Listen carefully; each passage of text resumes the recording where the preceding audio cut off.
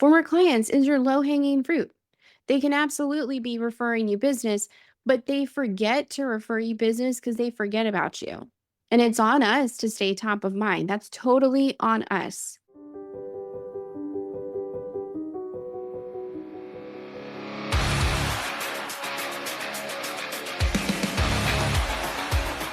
Sharp strategies, sweet success. Hello, everyone, and welcome. You're listening to Sharp Strategies, Sweet Success. I'm your host, Tiffany Swedensky, and today we have Delisi Friday. I first met Delisi Friday several years ago. She came to a few GLM events and followed her career. She started out working for a law firm and then went on to work with RJ Robbins for a few years. And then she started her own company and became a fractional CMO, which is really exciting. Her company name is First Call Friday. And she's here with me today, and I'm going to turn it over to her to finish out her introduction. Hi, thanks for having me. Yes, I have worked in the legal industry for 20 years because my dad is a trial lawyer. So my first job at 14 was answering phones in a criminal defense law firm. So I love lawyers. I love this industry. Worked in house for Michael Cowan of Cowan Rodriguez Peacock for 7 years. Then went to go be chief of staff to Arjan Robbins, who is the owner and serial entrepreneur who created How to Manage a Small Law Firm. And I learned all about the operations and the business side of how to manage a small law firm and was reminded how much I love referral marketing and wanted to just decide to do this for myself. So I started First Call Friday, February of 2025. I just celebrated my 1 year anniversary this week. So I did it. And I love it because all I do is talk to lawyers all day long about referral marketing.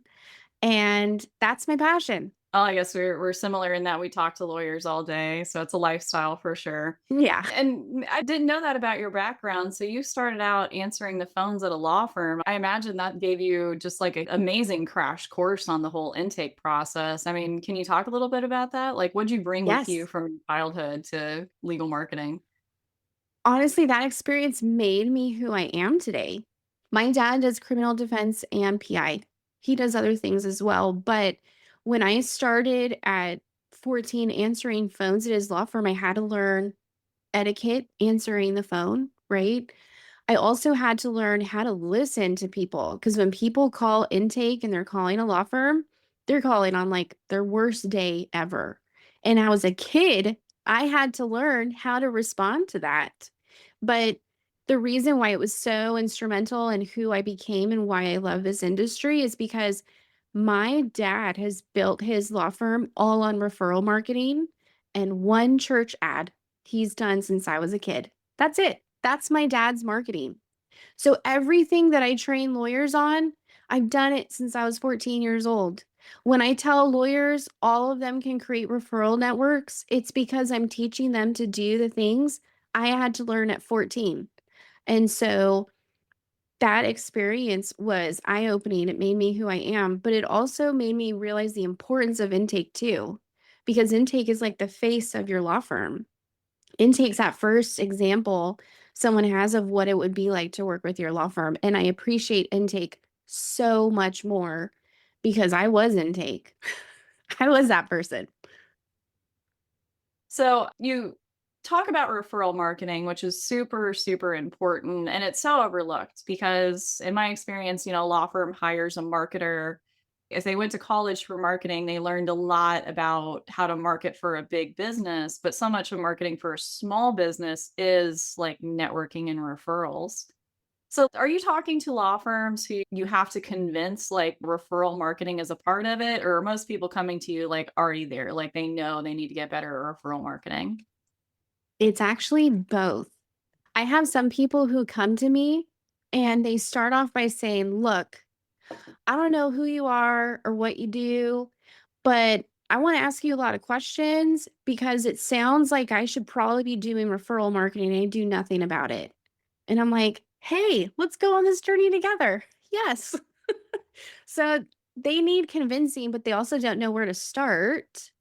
Then I also talk to people who are doing something about referral marketing, but they need someone to help give them more ideas or to refine what they're doing.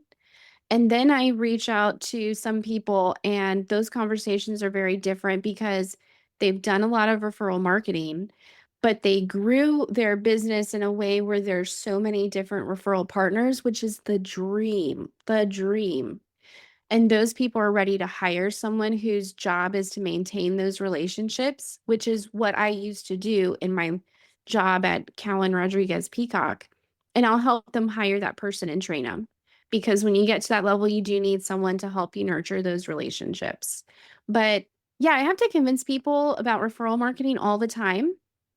And sometimes I find that challenge so fun because they will come in very skeptical and they'll say, okay, referral marketing, whatever. I don't know if I need to do it because I have enough business. And I'll just ask a few questions like, well, what do you do to stay in touch with your former clients so they can refer you business? Oh, well, nothing. What do you do to get people to call your office? Well, we do ads. Okay, well, what do you do with the ads that are converting into leads and prospects that call your firm, but it's not a good fit? Like, what happens to those people? And they're like, well, we don't accept it. And I'm like, you could make that the beginning of creating a referral network and maximize the money you're already spending on digital if you just create a little process. And when I talk it out, that's when they go from skeptical to understanding. Every time someone calls your law firm, take advantage of it, help them in some way. Don't just say, no, we don't do that. Think about the client experience and be a connector. And in return, create those relationships that can be reciprocal referrals to you. And please, for the love of God, don't forget to keep in touch with former clients. Yeah. Yeah, it's my experience that sometimes attorneys can be personally offended when they get like a bad lead. Their intake teams can be offended by it and treat it as though it's a problem. But I try to remind them, like, look, this is somebody who like noticed us and called us for help. And you treat them like they're unwanted, they're never going to refer, they're never going to send you cases, they're never going to care. But if you do treat them, so many law firms, that's how they handle it. If you're the law firm that takes the call, listens to them, gives them some resources, in such a better place for sure. Take ads out of it. Because when I was a kid answering the phones in my dad's office, we didn't have digital marketing back then. And yes, that ages me, but whatever. When that happened, we would still get phone calls for other practice areas that were not on the website. We never advertised it. People just called because they needed help. And they're like, I'm just going to call this law firm and see if they can help me.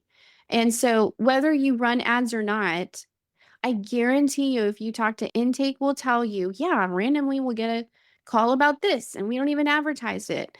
It happens everywhere. So, the question is, what are you going to do with those phone calls? And what do you want that experience to be every time someone calls your firm?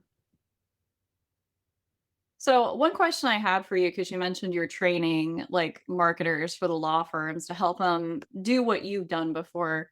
Like, what are you looking for in those candidates? Do you have questions specifically that you ask? Like, how are you identifying those people? That has been so fun. So I'm doing it for two clients. Funny enough, they're both personal injury because in personal injury, there's like so much referrals that can go back and forth. So it's two personal injury law firms. And what's very interesting to me is you don't need to hire someone who has legal experience for that job. You really do not. The experience and the skills that person needs to have is the ability to have a conversation with your referral network, the ability to follow up with your referral network, listening, being a good representation of your law firm, and honestly having people skills. Yes, a lot of this stuff can be automated. Don't get me started on AI is going to take our jobs. AI is not going to replace real relationships with people. I promise you that. You posted something the other day about your speech where you're like, AI can't connect like this. And I was like, Amen. No, AI is not going to replace the person who goes to their office and says, thank you for your referrals. I really appreciate it. Can I treat your office to lunch this week? That's not replaceable with AI. So the skills we're looking for in a candidate like that are people skills, communication skills, follow-up skills. What's interesting is sometimes we'll have realtors who are looking at jobs like this because realtors are so good at people skills and they're also great at marketing. And this role kind of has both of them intertwined. One of my clients hired someone who used to be the person at a college, like who showed the students the campus and talked with them and encouraged them to join and had excellent communication and people skills. And so you don't need someone in legal, you just need someone like me who wants to make a friend everywhere they go and they have good follow up and they're not scared of lawyers. I feel like people are surprised to hear this from me, but I get a lot of attorneys coming out to me like, who should I hire for my firm? Like, do they need technical skills? Do they need to know how to do websites, blah, blah, blah. And I think I get that, just the nature of my expertise and background.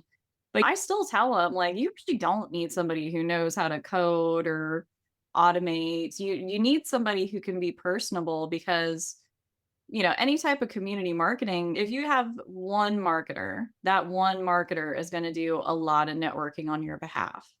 And if you have a team, somebody's going to be networking, some are going to be doing the technical stuff.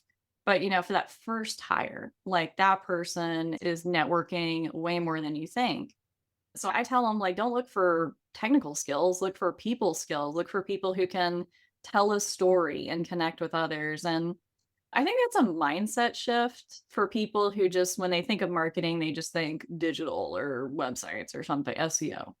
And, hopefully I feel like people are really expanding their horizons in terms of like what marketing looks like. And so that's important, hopefully. And you're right. I mean, do you get like law firms like asking a lot, like, can we incorporate AI into this? Let me ask your opinion on this tangent, I guess. But how do you feel about like phone trees? Like, how do you feel like law firms should be answering the phones? When you say a phone tree, do you mean like a red robin where if someone can't answer the phone, someone else goes to it? No, like, "Hi," or like an automated voice, "Hi, thank you for calling X law firm. Press 1. If you're a new client, press 2." Yeah, that kind of Oh, thing. if this is a video, people would just see my face. But look, there are times where I might be accepting of a phone tree in an automated system like that. And those exceptions are someone who is a solo law firm owner, it's just them, and they're paying per minute for automated services like that because that's where they're at. I'm okay with that for that person because they're not ready yet to make that hire or they're not ready yet for the back office buddies and real people to answer the phones. If that's where they're at, I'm okay with it. If you're not that person, no. I want them to talk to a real person. I'm a part of a generation that gets really frustrated when I want to talk to a person and it's like, press 1 for English, para dos, español. And I'm like, no, you're taking the human part out of it. What are you doing? I don't want to talk to a robot. I now make decisions where I will do business with places that still pick up the phone, that I can still talk to a person. And if I have a problem, it's not a robot because I don't want to talk to a robot. So that's my passionate way of saying, Tiffany, I'm not okay with that.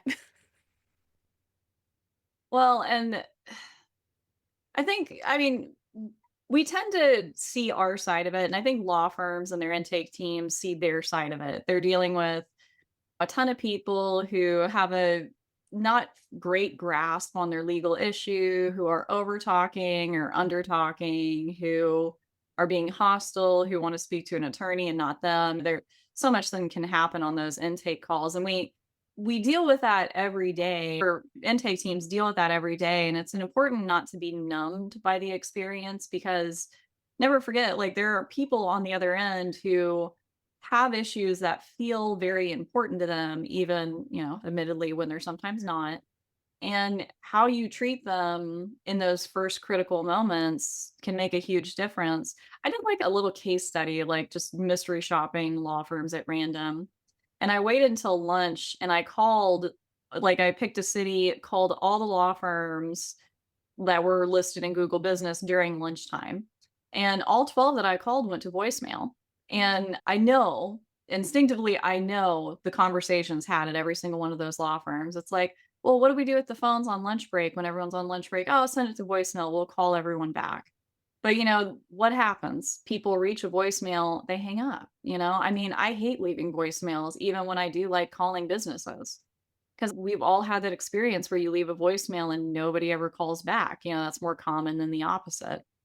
And so, like, we tend to forget, like, there are real people on these other end of these situations who need nurturing and who could love you if you give them a good experience. I completely agree with that. And here's something I will share that probably my dad will get upset about. Back in the day, you just described my dad. I was the receptionist who put the phones on, we called it night mode. We put it on night mode when we would all go to lunch. And I had to make sure I was always back from lunch right on time because they couldn't be on night mode longer. And I see now that I'm older and now that we have the systems available and these other options available, how we could have lost a lot of business that way. So to anyone who still puts the phone on night mode, like I used to at my dad's office, what if one of those phone calls is someone who needs your help right now? What if one of those phone calls brings you in $5,000, $10,000? If you're PI, $100,000, wouldn't you want to pay the dollar a minute or 30 cents a minute or whatever it is to have those phone calls just go over for that short amount of time to someone who answers the phone? Because I think more and more people want immediate results. They want help right now. Everything is instant now. If you can't answer the phone right away, you're going to lose business, guaranteed. Yeah. So let me ask you a question about when it comes to referral marketing. So I guess what marketing channels are you leveraging to reach people? Like, where are you telling attorneys, like, this is where you need to start, or their teams, like, this is where you need to start with referral marketing, like, as much as you want to share? Yeah. The first place every single person should start is your rejected phone calls, your rejected leads. No one accepts 100% of the calls that come into their office. If they do, that's a whole other podcast episode we will not record right now.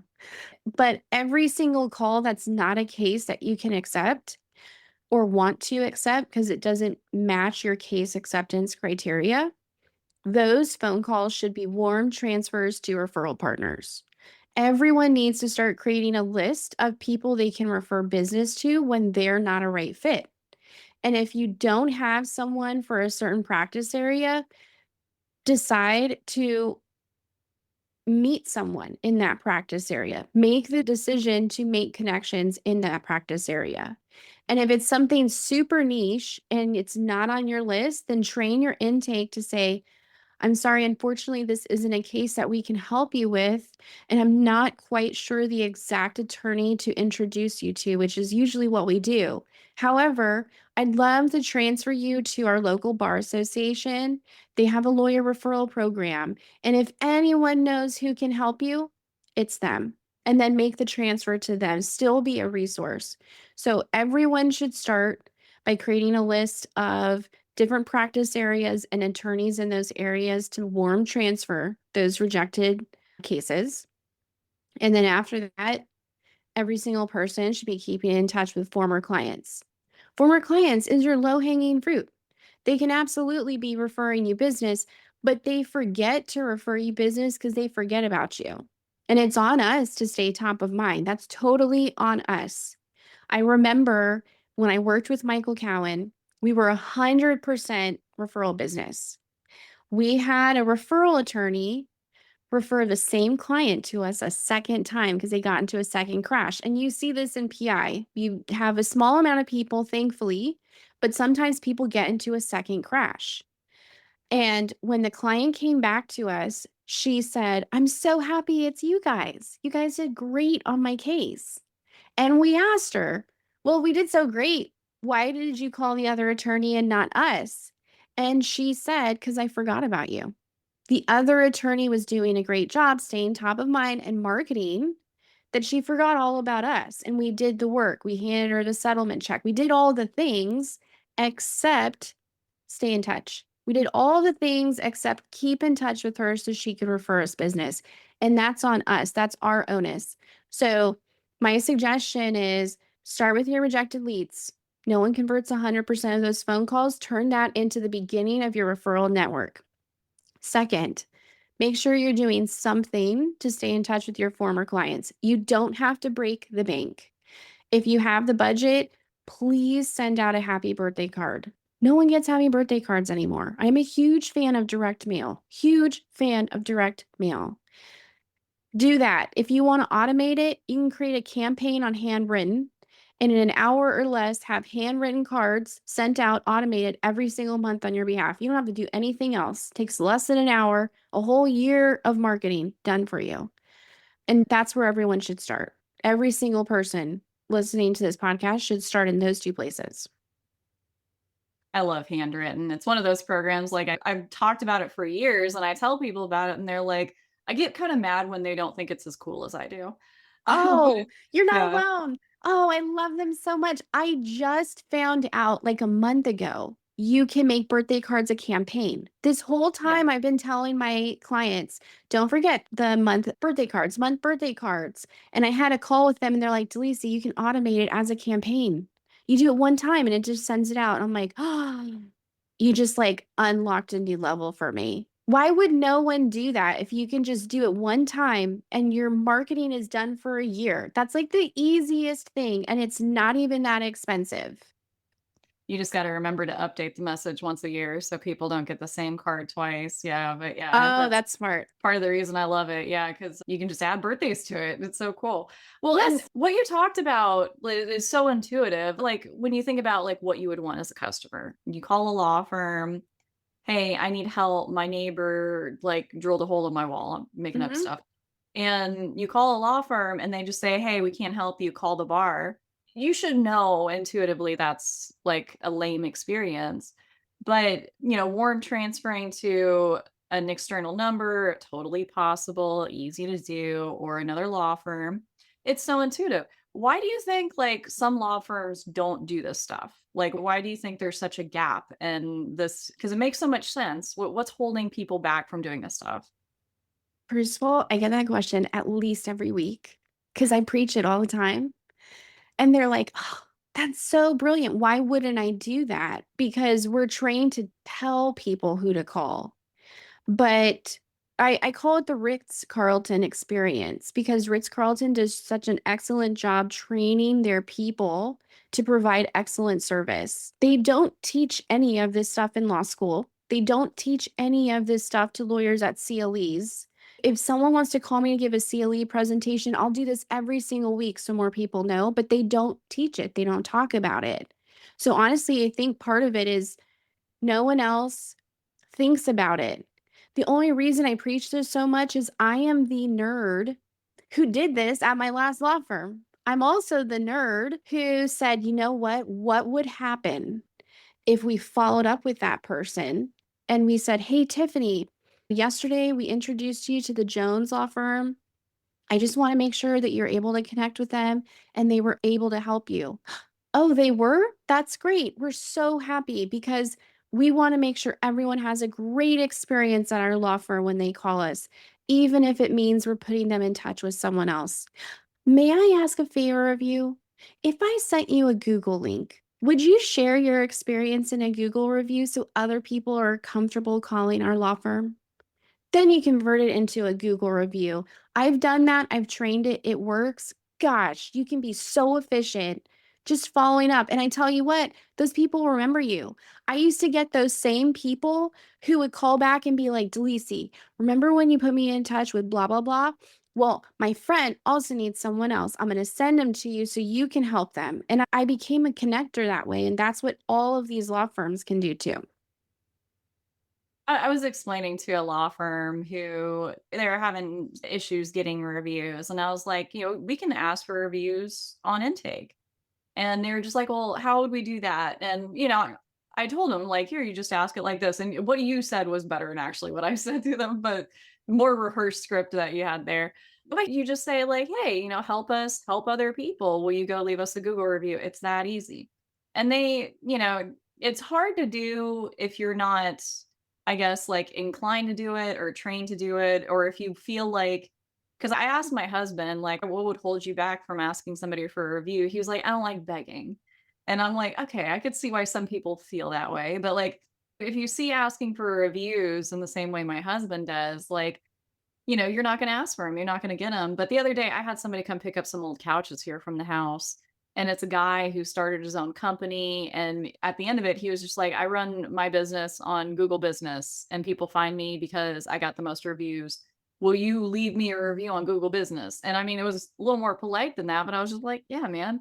And I just thought to myself, "It's like, why don't these attorneys do that?" This guy bought a truck and started a Holloway business, and it's 100% Google reviews, and he just does that. And it blows my mind when people overcomplicate it. Um, I think to your point though, I think it is a mindset thing. So I took Sandler training for like a few months, many, many years back. And there's a Sandler method where I'm not good at sales. I'm a decent marketer, but I am not good at sales. I'm just not. And so I took the Sandler sales training to try and help me be better.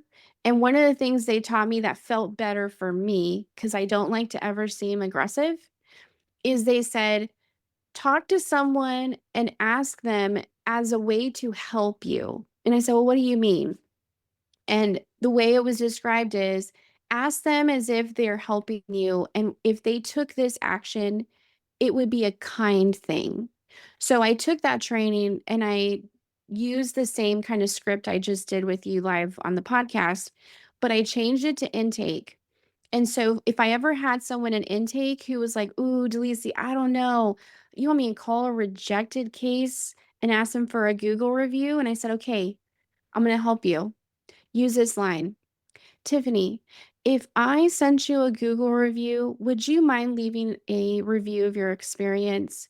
It's really unfortunate, but there are a lot of people out there that get scared about calling law firms and they think we're really mean and we're not approachable. And it would help us so much if you explained your experience so people aren't scared or intimidated to call us." And that line worked a lot. But it's just a mindset shift. Like you're not asking them like, "Hey, I want these Google reviews, help me do great things." I mean, you do. That's part of it, right? But also sharing that helps them feel like, "Wow, you know what? I'm now helping Tiffany. I am now helping her business and changing the thoughts that calling law firms is scary if I leave this review." And that motivation helps people leave the Google review because they feel good about it. And someone wants to do something, if they get this positive feeling after, like, "Hey, I did that and I helped them." it's one of those counterintuitive principles of persuasion, which is if you can get people to do you a favor, they will feel like you will be indebted to them and will do a favor for them in the future. It's kind of the base principle of it. And it sounds counterintuitive, like, oh, you mean to sell myself? And when we're talking about getting a Google review, it is like a micro sale, right? We're Mhm. selling the idea of a Google review or leaving a Google review. So, like, when it's low stakes like that, and we're asking them to do us a favor, people actually want to do other people's favor, and that's another thing. People want to help other people, and particularly if you're an individual and you're not like the company. That's why those review requests you get automated text don't work, right? Yeah. As well, because there's no human being attached to it. There's not that kind of social exchange that we're doing where, hey, will you do me a favor? As an individual, you can do that, but as a corporation or a small business or a brand, no, it doesn't work like that. Yeah, but that's a really good point. And I mean, getting reviews is like so critical on all levels of running a business these days. And it's just so important to talk about and train your team on how to do it, like training your team and giving your team sales training. Unfortunately, I feel like too many law firms are in the position where, they haven't yet realized they need a full-time intake person. So, like, we're before we even get to the point where you're consistently getting a bunch of reviews, you need somebody in that post on the phones, doing the things that we're talking about. Yeah, agreed. So, we talked about referrals, we talked about reviews, a little bit about sales training and intake. I love your background. I probably knew that at some point, but relearning it, like, because, like, my early experience was on the phones for my mom's hair salon, and that's how I got my early sales training and experience, and I still lean on that. Yes. Um, but much lower stakes than answering the phones for a law firm as a kid. I that's pretty tough. But is there anything that you wanted to talk about here on the podcast that we didn't go over? Yes, one thing I think is really important is I hear a lot of attorneys who say, "Yeah, I already network," when I talk about referral marketing. And I think there's this misconception if you're networking, you're doing referral marketing. I think the other part of this is making sure you're networking in the right places. Are you in the right rooms with the right people? And how often are you assessing whether those rooms and those networking events has turned into business? There have been so many times where I'll talk to a lawyer and they're like, well, I go to my local bar association event once a month and I go to the trial lawyer associations once a quarter. So I'm doing the things. And I'll say, okay, well, who are you meeting at the bar association events? Do you sit at different tables? Do you meet a new person each time? Is that the target audience you want when you go to those trial lawyer events?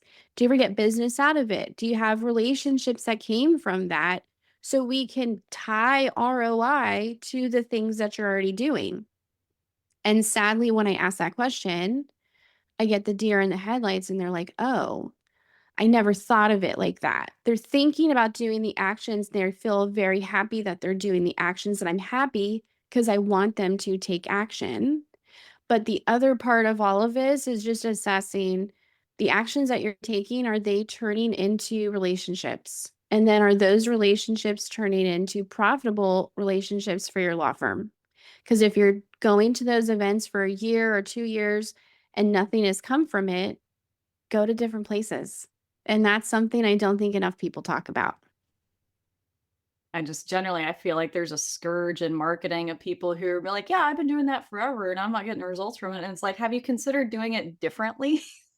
Like, I don't know why people get into these funks, but and you make an excellent point that I'm not sure I've ever thought of, which is like if you're an attorney and you go to an event and you meet like an associate or another law firm that's like just struggling to get in cases, like are you meeting the types of law firms that are in the position to refer you good cases? Like that I mean, that's really worth thinking about. Like, basically, are you meeting the right people? I'm guilty of this. I need to join some sort of mastermind myself, but it's a good reason why law firm owners should join mastermind groups and sometimes multiples because you're meeting attorneys who are also concerned with intakes, sales, reviews, and they're in a better position to refer you cases than the guy down the street who has had a small law firm for a long time. But yeah, it's about meeting the right kind of referral source. I feel like that's such an excellent point.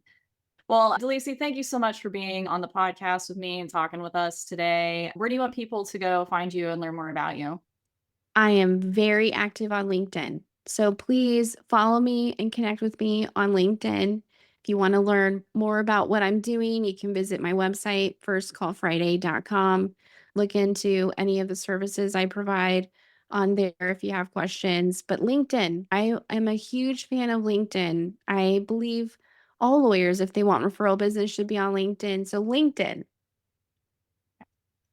Well, thank you so much again. You guys go look her up on LinkedIn and visit her website, learn more about her. And thanks everyone for listening.